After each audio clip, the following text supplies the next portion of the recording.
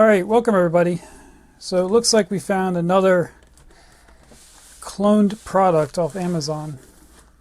So the last one we did was on one of the wear products that there was like basically an exact copy being sold on Amazon. This is not quite the case. This one looks like it's more of a clone. I don't really think they're violating any trademarks here. So we got the Felo eSmart set. So I'm sure this is perfectly legal as long as there's no patent or trademark violations being done by this company. They can certainly take the product once the patent expires and make their own. The last one with the Vera, that was a different story because that was so Vera has a trademark on this pattern on any screwdriver or tool handle. So you can't just go and make this pattern and put your name on here and sell that. That would be a violation of their trademark. And I don't think people were understanding that in that video when I kept saying it was a counterfeit. If you violate the trademark, it's a counterfeit item. So the same thing happens if you try to make a multimeter with a yellow boot on it. Fluke will send you a cease and desist order telling you to stop selling it because they have a trademark on all meters that have a yellow boot on them. Amazon really does have a big problem with counterfeit items. That last one I did, if you actually go back to the Amazon page of that wear product, all the negative reviews that were left there were deleted somehow. I don't know how that is even possible, but I know a lot of people, I went back there right after I did that video and a lot of people left reviews on that page, even though I didn't put a link to it, saying it was a fake product and, you know, it's a ripoff. So I bought these both new because I want to make sure we have the experience of opening them new to see kind of what the packaging is like, how they came directly from the factory. And this will be part of a new series which I call Clone Comparison, where I find products that are pretty much clones of the original German product, and we'll see how they do, how they match up. So I think at first we'll take a look at the Felo eSmart product. And I believe there's a couple of manufacturers who license this from Felo. I did look up the patent on this, and they do have a pretty extensive description of this mechanism and how it works, and a couple other things. So I'm pretty sure that Felo did come up with this design. So these are insulated, interchangeable screwdriver blades with a handle. They're rated up to 1,000 volts, tested to 10,000 volts. And as you can see, it includes some slotted posi drive, Phillips, Torx. So let's take a look at the packaging, and like most products that come out of Germany, very easy to open. We got an overmolded case with the Felo name here, and we got some nice rubber standoffs there, so pretty much when this is on a table you can't push it around. But looks to be probably ABS plastic. So I have found myself using these interchangeable sets quite a bit. Really, because they save a lot of space. If you need to go out for field work or something like that, it's easy just to grab one of these sets. It usually has everything you need right in there. As you can see there, it says patent pending, but I'm not sure what exactly was patented. It's probably something to do with the handle. But so this set basically includes that interchangeable handle, and then you got this little knob that you can snap on there, and then basically it turns into a precision screwdriver, but it seems kind of clunky to use it like that. I guess depending on where you put that, normally I usually put it closer up here to the base of the finger, and then I use this part. But with this one, it's you almost can't reach this rubber part, which I believe is what you're supposed to be using. So really, I guess you can only use it if you put it more towards the center of your hand and use it like that. So that's probably not something I'll use very much, especially since you got the handle right here. Not really sure why, unless you have two different sizes that you need and you don't want to keep changing back and forth. You can put one in the handle and use this for the other one. Alrighty, so we'll leave these in here now. Let's take a look at the other one, and we'll start doing some comparisons here. Alright, so this is from a company, R Deer.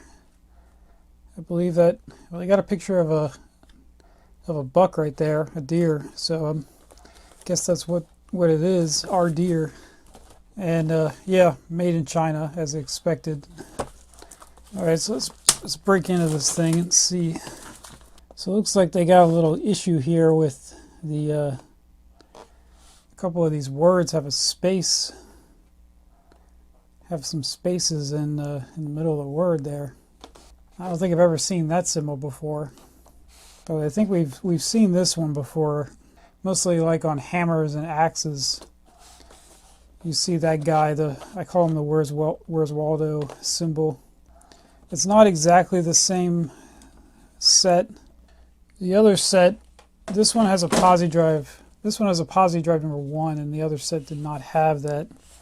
And it looks like it probably has one less slotted. There's a little information on the company. So Hong Kong Robust Deer Tools Company. So I guess that's what the R stands for. All right, so let's break into this guy and check it out.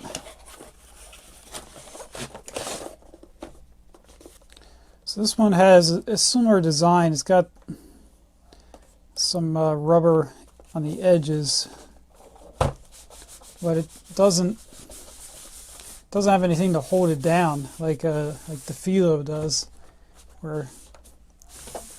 because it looks like these little things right here stick up when you place it down, so it doesn't actually sit flat.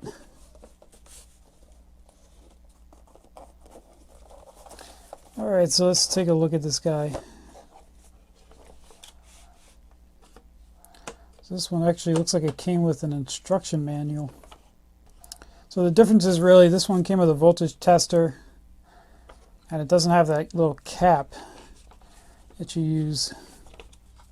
So first off, this voltage tester, it has no branding on it at all. It does say 110 to 250. And then we got an instruction manual. When in doubt, ask an expert to verify by high pot testing in order to avoid electric shock. So that's interesting how they have have this in German as well.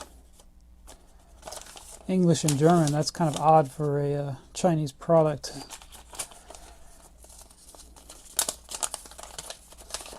So we got two. So this instruction manual looks like it's for the voltage tester. Alright, so let's take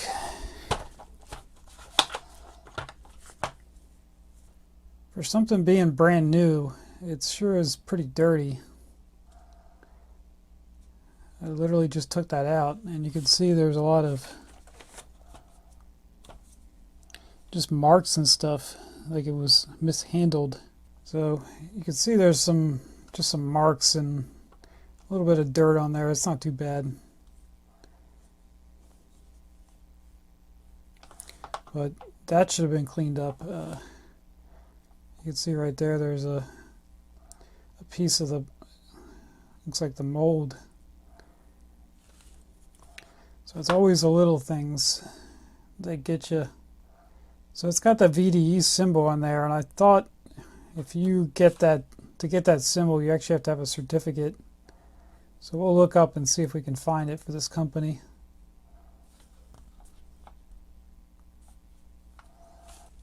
So that's the handle. It's definitely seems a little bit larger than the Felo one. And it's kind of got like a little bit of a triangular profile to it, sort of like the Vita screwdrivers. And this one is not a button, it's actually a slide switch. So let's see how these fit in here. So I can already see there's a couple of issues with this, mostly in design here. You can see there's an exposed spring in there with a piece of metal that's for the slide switch. So that's going to get filled up with dirt and debris pretty quickly, and that's going to stop working. That's going to be the first thing that probably fails. The other issue is all of the other interchangeable blade screwdrivers I've seen, they specifically use a non-conductive material in here. I believe that's to prevent any kind of arcing if there's damage in this in this portion right here. It could actually cause, you know, some arcing when you put your finger here. So there's a lot of slop in here, a ton of slop. Yeah. So one thing, this is something I don't think I've seen the other units do. When you hit the switch, it actually ejects the handle.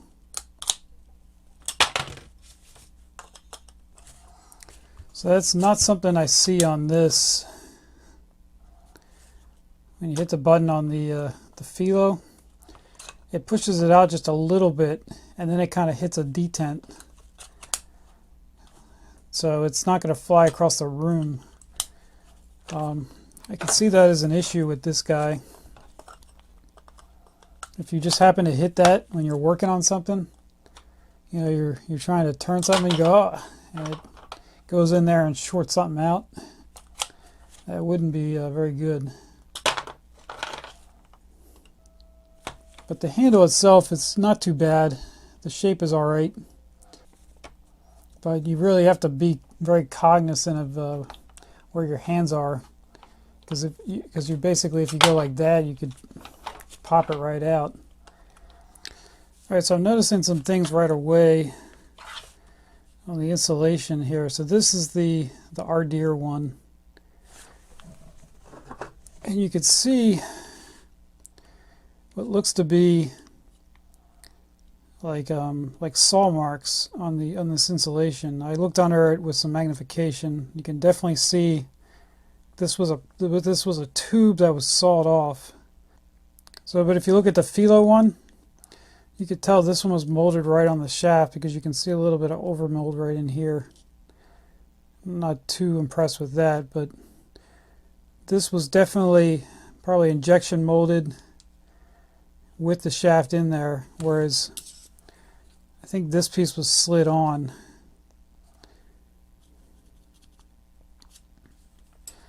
It looks like the Felo ones are all a little bit longer, just slightly, than their Ardeer counterparts. So there are some similarities up in this section, but there's also some differences. So that looks like the slop portion here doesn't go all the way through like it does on this guy. So you can see that there's a taper here on the Felo one, whereas this one is just straight. I guess it relies on indexing using these. Whereas because of the taper on the Felo, it doesn't engage until it gets up to a certain width. The latching mechanism for the Felo is going to be pushing against this portion right here. So you got a lot more width, and this one it's only putting force right here on this little tiny piece, and it, you know, the width of this is not that important, but the fact that it's on the edge, it means it's going to be, the screwdriver is going to be kind of cockeyed when it's in there in the holder, and it's going to give it a lot of play in one direction. That's why there's so much play in here. Compared to the Felo, there is some play, but not nearly as much. It's going to wiggle a little bit because of the design of these, the spring is putting tension on it. So when you overcome that spring tension, it's going to move a little bit. So I wonder if this would be considered a weapon. You could like MacGyver it. Yeah, this may actually be illegal in some places. A lot of places they ban, knives that can fly out. Because yeah, you could probably get some distance on this if you were at the right angle. Probably not enough to hurt anybody, but that is a big problem. Having that project out like that, especially when you're working this way, you know, you do that. That could be potentially catastrophic, especially if there's a live circuit in there. I think that's why this one is designed. So this little area right here, that really has nothing to do with the latching.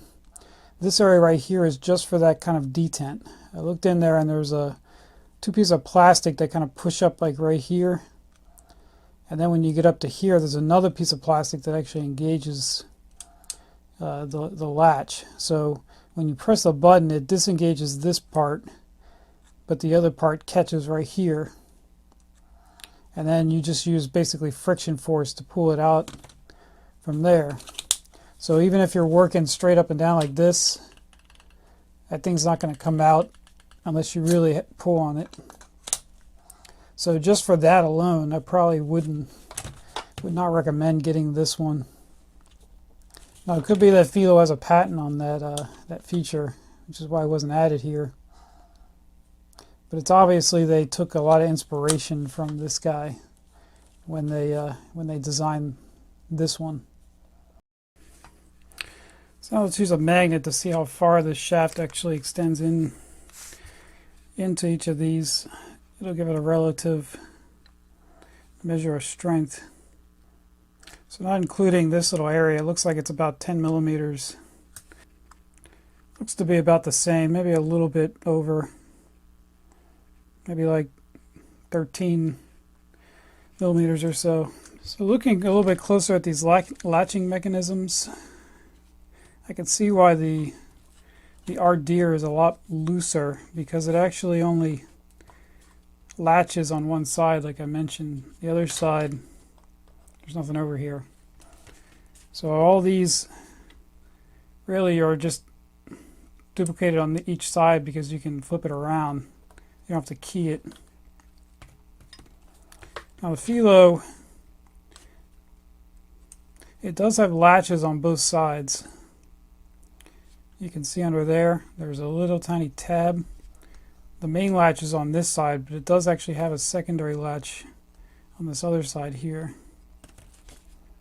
So it does actually provide a little bit more stability when you're using it. Take a listen to how the Felo sounds, and then we'll show you the RDeer. Here's the RDeer one.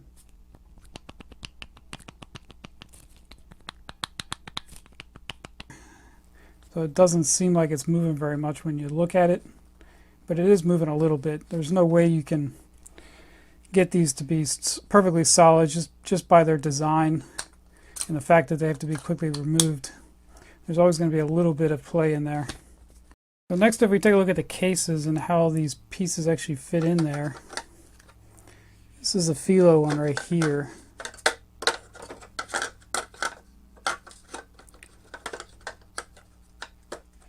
So it looks to me like it's providing most of the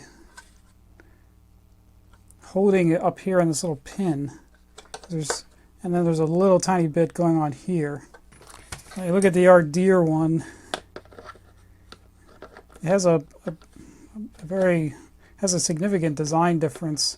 So they actually use pockets here and then a clip right here.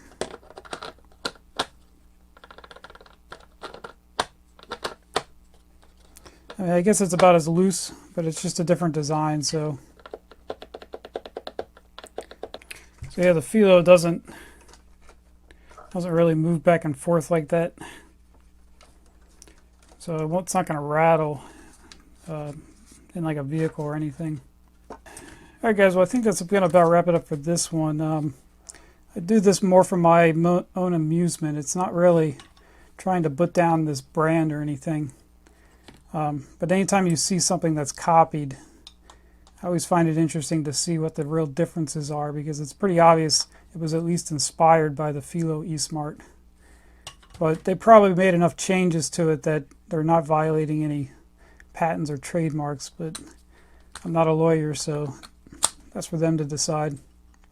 So a couple more things. I may actually take this in and high pot this.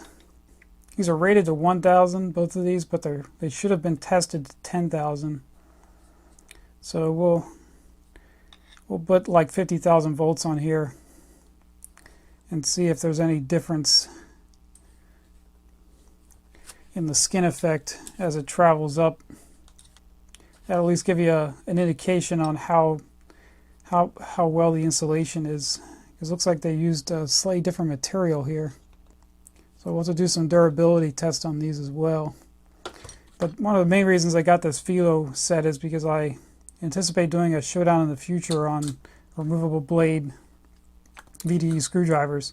The set that Vera has, the KK60, really didn't think I was going to use those a lot, but I find myself grabbing that set anytime doing like terminal block stuff. There's all different size fasteners when you have screw terminal blocks, and you need a variety. It's just easier to grab that set, and they're very easy to change. I think they're even easier to change than a bit would be. Hopefully you guys enjoyed that, and I'll catch you guys next time.